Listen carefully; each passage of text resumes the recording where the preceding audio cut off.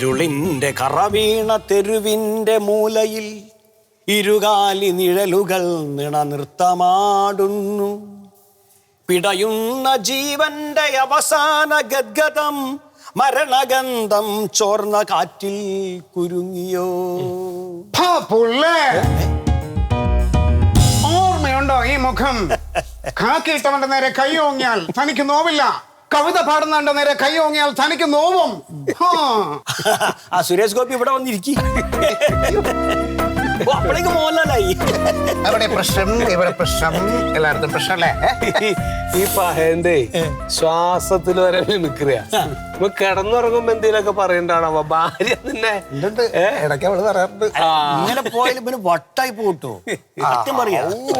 ഒരു കാര്യം പറയട്ടെ, ഇവനില്ലായിരുന്നെങ്കിൽ ഞാൻ മരിച്ചേനെ. അല്ല എനിക്കോ തന്നെ നമ്മളെ ഇങ്ങനെയൊക്കെ പറഞ്ഞോണ്ടിരിക്കുന്നു. ഒരു കാര്യമുണ്ട്, ഇപ്പൊ നിങ്ങളെയൊക്കെ കുറ്റം പോലെ എനിക്ക് എന്തെങ്കിലും പറയാൻ ഉള്ളിന്ന് പറഞ്ഞത് അതല്ലേ?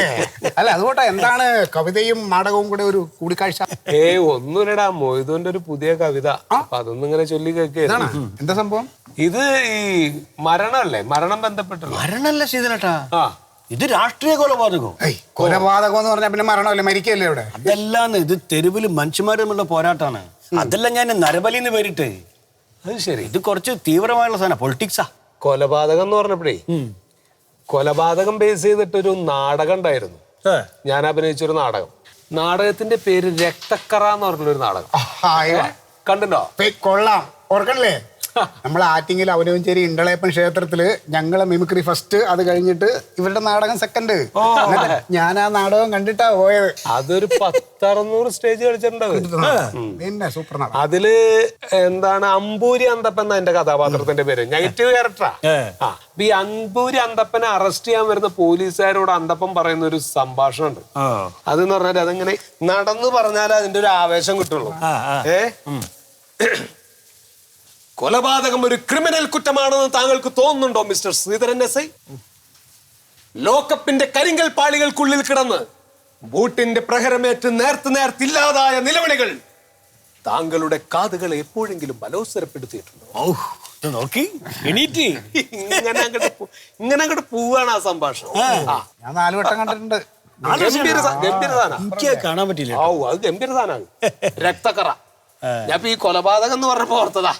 ഇങ്ങനെയൊക്കെ ഒന്ന് സ്റ്റേജിൽ കയറുന്ന 4 ഡയലോഗ് പറയാൻ കൊതി അവന്റെ. അതിനിപ്പോ എങ്ങനെ, ആൾക്കൂട്ടം ഉണ്ടെങ്കിലല്ലേ നാടകമുള്ളൂ. അത്രേ ഉള്ളൂ. നാടകം ഉണ്ടെങ്കിലല്ലേ അഭിനയമുള്ളൂ. അഭിനയം ഉണ്ടെങ്കിലല്ലേ ജീവിതം. പക്ഷേ എന്ന് പറഞ്ഞാലും ശീതളേട്ടനൊന്നും പേടിക്കണ്ട, ചേച്ചിക്ക് ജോലി ഉണ്ടല്ലോ. നിങ്ങളും മോശമൊന്നുമല്ല. നിങ്ങളിപ്പോ ഒരു യൂട്യൂബ് ചാനലൊക്കെ തുടങ്ങി അതിനകത്ത് കവിതയൊക്കെ ഇടണല്ലേ? മന്മത യൂട്യൂബ് ചാനൽ തുടങ്ങിയിട്ടുള്ളൂ, വരുമാനമൊന്നും വരാൻ തുടങ്ങിയില്ല. ഈ കവിതക്കൊന്നും പ്രേക്ഷകരില്ല. പക്ഷെ ഞങ്ങള് മിമിക്രി കലാകാരന്മാരെ കാര്യമാണ് ഭയങ്കര കഷ്ടം. ഇജ്ജനെടുക്കാൻ എന്തോ പണിക്ക് പോയിനല്ലോ. അത് പിന്നെ ഒരു ദിവസം തീരെ നിവർത്തിയില്ലാതെ ഭയങ്കര ടൈറ്റ് ആയപ്പോ പെയിന്റിങ്ങിന് പോയി. കാണാൻ ഭയങ്കര രസമാണ് ഈ പണി എന്ന് പറഞ്ഞിട്ട് ചെന്ന് ചെയ്തിട്ടുണ്ടല്ലോ ചേട്ടാ. ഒരാഴ്ച ഈ തോളനക്കാൻ പറ്റണ്ടായി പോയി. നമുക്കൊന്നും സാധിക്കില്ല വന്നതാ.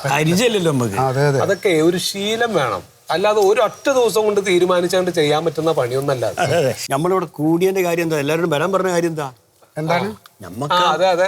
അവസരം അനുഭവിക്കുന്ന ഒരുപാട് കലാകാരന്മാരുണ്ട്. ഓരെ സഹായിക്കാൻ എന്തെങ്കിലും ഒരു കാര്യം നമ്മൾ ചെയ്യണം. സീതാട്ടാ പറഞ്ഞു കൊടുക്കി. എടാ അതെ, ഇപ്പൊ എല്ലാവരുടെ അവസ്ഥയൊക്കെ നമുക്ക് അറിയാലോ. അപ്പൊ എന്തെങ്കിലും ഒരു സഹായം. ഞാൻ നമ്മുടെ ഈ ചുറ്റുവട്ടത്ത് ഒരു 5 കിലോമീറ്റർ ചുറ്റളവിൽ നോക്കിയപ്പോ തന്നെ ഏകദേശം ഒരു 10-27 ആളുകളുണ്ട്. 27 30 ഉണ്ട്. 28 29 30 നമ്മളില്ലേ? അതൊക്കെ ചേർത്തിട്ടാടാ ഞാൻ പറഞ്ഞത്. ഞാൻ എല്ലാ വിഭാഗത്തിലും കൂടിയിട്ടാട്ടോ പറഞ്ഞു. അപ്പൊ ഇത്രയും ആളുകൾ ഇപ്പൊ എന്താ ചെയ്യണേന്ന് പോലും പിടുത്തല്ല എന്നുള്ളതാ. നമ്മുടെ ഈ കലാകാരന്മാരോടൊക്കെ ഒരു താല്പര്യമുള്ള കുറെ ആളുകളുണ്ടല്ലോ, ഒരു സഹായ മനസ്ഥിതി ഉള്ള ആളുകളുണ്ട്. അവരൊക്കെ ഒന്ന് നേരിട്ട് പോയി കണ്ട് കാര്യം അങ്ങോട്ട് പറയും. എന്തെങ്കിലും ചെയ്യാതിരിക്കില്ല. അങ്ങനെ എന്തെങ്കിലും ഒരു കളക്ഷൻ എടുത്തിട്ട് നമ്മൾ ഈ കലാകാരന്മാർക്ക് അങ്ങോട്ട് വീതിച്ചു കൊടുക്കുക. അല്ല അതിപ്പോ പൈസയായിട്ട് കൊടുക്കണമെന്നില്ല, സാധനമായിട്ട് മേടിച്ചോണ്ട് കൊടുത്താലും എന്തായാലും മതി. ഒരു കൂട്ടത്തിലൊരു സഹായം അല്ല, അത് എല്ലാ സഹായവും നമുക്ക് ചെയ്യാൻ പറ്റില്ല. ഒരു കിറ്റ് അതായാലും മതി. കഴിയാവുന്നത് ചെയ്യാം. അങ്ങനെയാണെങ്കിൽ സീതളേട്ടാ ആ. നമുക്ക് ആ ജോസഫ് മുതലാളി ഒന്ന് പോയി കാണാം. മൂപ്പൊരു കലാകൃതേനാ. ഓ ആയിക്കോട്ടെ. അതുപോലെ നമ്മുടെ ഇച്ചായിസ് ആ ചേട്ടനും ഭയങ്കര ഓ, കലാകാരൻ. കാണാൻ പറ്റിയവരൊക്കെ ഒന്ന് കാണാം. അപ്പൊ തന്നെ പോയി കാണാം. അത് നല്ലതാ. അതെ. ഇന്നപ്പൊ തന്നെ പരിപാടി ആരംഭിക്കാം. പോകാല്ലേ ഓന്റെ മിമിക്രി ഇവന്റെ മിമിക്രി അതെ ആശാനെ ഇവിടെ കുടയുണ്ട, മഴയുണ്ട്. അതുകൊണ്ട് അപ്പുറത്ത് നിൽക്കാം. കുടയില്ലാത്ത ആശാൻ. ஐயோ அண்ணாச்சி அப்படி சொல்லாதீங்க அண்ணாச்சி. இன்னைக்கு 200 சாக்கு வேணும். அப்படின்னு ஒண்ணு பண்ணுங்க, நீங்க 100 சாக்கு திடீர்னு அனுப்புங்க. நான் எப்படியோ சமாளிச்சுக்கிறேன். இன்னைக்கு அனுப்புவீங்களா? சரி சரி. പറഞ്ഞ വാക്കിന് വിലയില്ലാത്ത ശ്രീകരങ്ങളാന്നേ. 200 ചാക്കിന്ന് എത്തിക്കാന്ന് ഉറപ്പ് പറഞ്ഞ ഇപ്പൊ 100 ഉള്ളൂ. അതെന്തേലും ആവട്ടെ. നമ്മളെന്താ പറഞ്ഞു നിർത്തി? ഇല്ല ഒന്നുമില്ല. ആ പിന്നെ സുഖദേട്ടനെപ്പോ ആ വഴിക്കൊന്നും കാണാറില്ലല്ലോ എന്ന് അമ്മ ഇടയ്ക്ക് ഇങ്ങനെ പറയൂ. കണ്ട, ഞായറാഴ്ച പോലും ഒഴിവില്ലെന്നേ. ചില സമയത്ത് ഇതൊക്കെ ഇട്ടെറിഞ്ഞിട്ട് സന്യസിക്കാൻ പോയാലോ എന്ന് കരുതും. സന്യസിക്കാൻ പോയ പൈസ കിട്ടില്ലല്ലോ. ഇപ്പൊ എങ്ങനെ പോണു തെയ്യൊക്കെ? എന്താ 2 വർഷമായിട്ട് ഇപ്പൊ തെയ്യം കെട്ടൊന്നും ഇല്ലാത്തതുകൊണ്ട് നല്ല ബുദ്ധിമുട്ടാണ്. പിന്നെ ഇതുവരെയൊക്കെ എങ്ങനെയൊക്കെയോ പോകുന്നു. പിന്നെ കമ്മിറ്റിക്കാരും കുറെയൊക്കെ സഹായിക്കും. ഇപ്പൊ നമ്മുടെ അമ്പലത്തിൽ കഴിഞ്ഞ വർഷം തെയ്യം ഞാൻ സ്പോൺസർ ചെയ്യായിരുന്നല്ലേ? അതെ. നടന്നില്ലല്ലോ. സുഖേട്ടാ, ആ അമ്മയ്ക്കാണെങ്കിൽ തീരെ സുഖമില്ല. അതെ, വയസ്സായില്ലേ? അതെ. പിന്നെ ഇപ്പൊ ചികിത്സയ്ക്ക് നമ്മുടെ കയ്യിൽ പൈസ ഇല്ല. അമ്മ സുഖദേട്ടനെ എഴുതി തന്നിട്ടുള്ള സ്ഥലത്തിന്റെ മുഴുവൻ അമ്മ സുഖദേട്ടന് സ്ഥലം എഴുതി തന്നിട്ടുണ്ടായിരുന്നല്ലോ. അപ്പൊ അതിന്റെ മുഴുവൻ പൈസ കൊടുത്തിട്ടില്ലല്ലോ. അപ്പൊ ബാക്കി പൈസയും കൂടെ കുറച്ച്, അല്ല മുഴുവൻ വേണ്ട, കുറച്ച് പൈസ കിട്ടിയാൽ വലിയ സഹായമായി എന്ന് പറഞ്ഞു അമ്മ. അതെന്താ എന്റെ അമ്മയ്ക്ക് ഞാൻ മുഴുവൻ പൈസ കൊടുത്തില്ല എന്ന് നീ പറഞ്ഞു? കുഞ്ഞമ്മയ്ക്ക് ഞാൻ പൈസ കൊടുത്തിട്ട് കുഞ്ഞമ്മയുടെ നിന്ന് മേടിച്ച സ്ഥലം അതിന്റെ പകുതി വിലക്കാണ് ഞാൻ സുബൈറിനെ കൊടുത്തത്. പിന്നെന്തിനാ ഞാൻ കുഞ്ഞമ്മയ്ക്ക് കൊടുക്കണേ? അതെ, നിന്റെ അമ്മ എൻ്റെ അമ്മയൊക്കെ വയസ്സായ ആൾക്കാരാ. അവര് പലതും പറയും. അവരുടെ സ്ഥലത്തിന് ഇപ്പോഴും ഒരുപാട് പൈസയാണ്. നീ ചെറുപ്പല്ലേ, നിനക്ക് സത്യം അറിയാലോ. ആ കാര്യത്തിൽ ഞാൻ കുടുംബല്ലേ എന്ന് വെച്ചിട്ടാണ് അത് അങ്ങനെയൊക്കെ ചെയ്തത്. അതിൽ എനിക്ക് നഷ്ടം ഉണ്ടായിട്ടുള്ളൂ. എന്നാ പിന്നെ സുഖദേട്ടാ, കുറച്ചുകൂടെ കഴിയുമ്പോഴേക്ക് തെയ്യമൊക്കെ ഉണ്ടാവുമല്ലോ. അല്ല, അതൊക്കെ ഉണ്ടാവും. അപ്പൊ ഞാൻ കളിയൊക്കെ തുടങ്ങിക്കഴിഞ്ഞാ പിന്നെ അങ്ങ് തിരിച്ചു തരാം. ഒരു 2000 റുപ്യ ഉണ്ടെങ്കിൽ എനിക്ക് തരും. ഒരു മിനിറ്റ്. എന്താണ്? അതെയാ? എന്നാ പിന്നെ കോൺട്രാക്ടർ പിണക്കണ്ട. 100 ചാക്ക് നമുക്കേ മത്തായിയുടെ അടുത്ത് മേടിച്ചു കൊടുക്കാം. അതിപ്പോ നീ പറഞ്ഞാ പറ്റില്ല, കയ്യിലെ കാശില്ലല്ലോ, കടം പറയണ്ടേ? അത് കിട്ടിയെന്ന് വെച്ചാൽ കയ്യിലുള്ളത് ആരെങ്കിലും ഒക്കെ ചോദിച്ചു കഴിഞ്ഞാൽ അങ്ങോട്ട് കടം കൊടുക്കാൻ പറ്റുമോ? നമ്മുടെ കാര്യങ്ങൾ നടക്കണ്ടേ? അപ്പൊ നീ ഒരു കാര്യം ചെയ്യ്, ഒരു 5 മിനിറ്റോട്ട് മാർക്കറ്റിന്റെ അങ്ങോട്ട് പോകാൻ ഞാൻ അങ്ങോട്ട് വരാം. എന്നിട്ട് നമുക്ക് രണ്ടാൾക്കും കൂടി മത്തായി എടുത്ത് പോവാം. ശരി.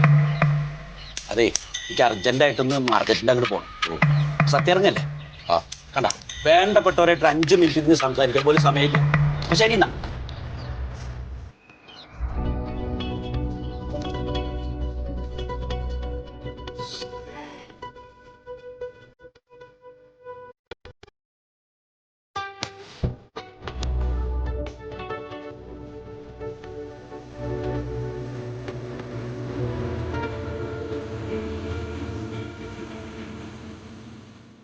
മറിമായം